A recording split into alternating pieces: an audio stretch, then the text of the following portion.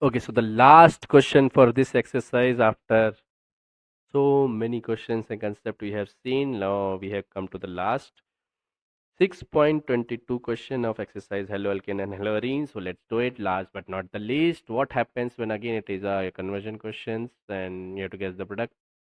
N-butyl chloride treated with alcoholic KOH, and like this we have 6 questions. So we'll do three at a time.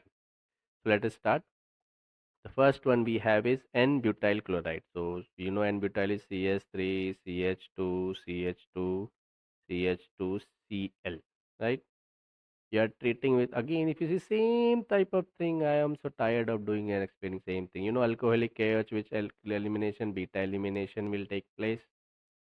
This is your alpha carbon, this is your beta carbon, and a double bond will come. Cl will, dehydrohalonization will take place. So you'll draw CH3, CH2, CH, double bond, CH2, plus KBr and all that will get out from here, plus H2. Okay. So this is your first answer. Second answer is bromobenzene. Let us draw a benzene ring, then a bromine on it, plus is treated with magnesium in presence of dry ether. So if you see, this is a case of Grignard reagent. So what will happen? Mg will come in between carbon and bromine. Mg, Br will get formed. Next, the third question we have is chlorobenzene is subjected to hydrolysis. Now you tell me what will happen in case of chlorobenzene. It's a very tricky question. Plus aqueous KOH. We have already discussed that in concept when we were doing that haloarine cannot undergo substitution because aqueous KOH is a nucleophilic substitution reaction. This cannot go any reaction. The reason is partial double bond character. You cannot just break this bond because it is a partial double bond character over here. OH does not have that much power to break this bond. That is the reason here no reaction will take place. I hope you have understood these 3 points. Now let us move towards 4, 5 and 6. Ethyl chloride is treated with aqueous KOH.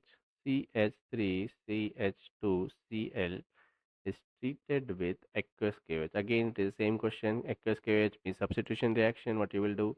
CH3CH2OH plus KCl. Now the fifth one is CH3Br. Methyl bromide is treated with sodium in presence of dry ether. Again, it's a question of Woods reaction. Dry ether. Same thing we are doing again and again. Woods reaction. So what will happen? We need it twice. So you'll get CS3 twice CS3 plus 2 times NaBr. Next we have methyl chloride is treated with KCN. So CS3Cl reacted with KCN. You know KCN job is to increase the carbon. So you will become CS3 and Cn plus KCl. So this is your answer. Khalas. So I hope you have understood the whole exercise completely. And if you want, I can show you the ideal answers for all. This is the ideal answer for all of them. So I hope you understood. Thank you. Have a nice day.